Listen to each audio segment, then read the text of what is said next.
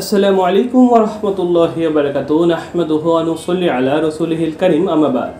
সকল প্রশংসা আল্লাহ সুবহানাহু ওয়া তাআলার, যিনি আমাকে আপনাদের সামনে কথা বলার তৌফিক দিয়েছেন। দুরূদ ও সালাম বর্ষিত হোক নবী মুহাম্মদ রাসূলুল্লাহ সাল্লাল্লাহু আলাইহি ওয়াসাল্লামের উপর। ছোট থেকে আমরা একটি প্রশ্ন নিয়ে বড় হচ্ছি, ডিম আগে না মুরগি আগে? আমাদের দৈনন্দিন জীবন থেকে শুরু করে স্কুল লাইফ, কলেজ লাইফে আমরা এই প্রশ্নটির সম্মুখীন হই। আমরা কাউকে প্রশ্ন করি বা কেউ আমাদের এই প্রশ্নটি করে, কিন্তু আসলে আমরা সঠিক উত্তরটি কেউ জানি না। আসলে সঠিক উত্তরটি কার জানার কথা? অবশ্যই ডিম এবং মুরগি যিনি সৃষ্টি করেছেন তারই জানার কথা। এজন্যই আল্লাহ সুবহানাহু ওয়া তাআলা সূরা নাবার ৮ নম্বর আয়াতে বলেছেন, আমি তোমাদেরকে জোড়া জোড়ায় সৃষ্টি করেছি। এর মানে কি? এর মানে আমাদের সবাইকে জোড়া জোড়ায় সৃষ্টি করেছেন আল্লাহ সুবহানাহু ওয়া তাআলা।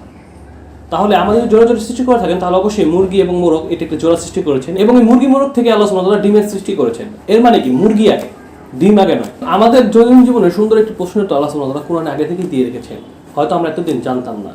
জানার কারণে আজকে আলহামদুলিল্লাহ জানতে পারলাম যে মুরগি আগে না ডিম আগে। তো অবশ্যই আপনারা সবাই উত্তরটি পেয়েছেন, এবং যারা আপনাকে প্রশ্নটি করেছে তাকে অবশ্যই উত্তরটি দিয়ে দিবেন এবং দলিল সহকারে দিবেন ইনশাআল্লাহ। আসসালামু আলাইকুম ওয়া রাহমাতুল্লাহি ওয়া বারাকাতুহু।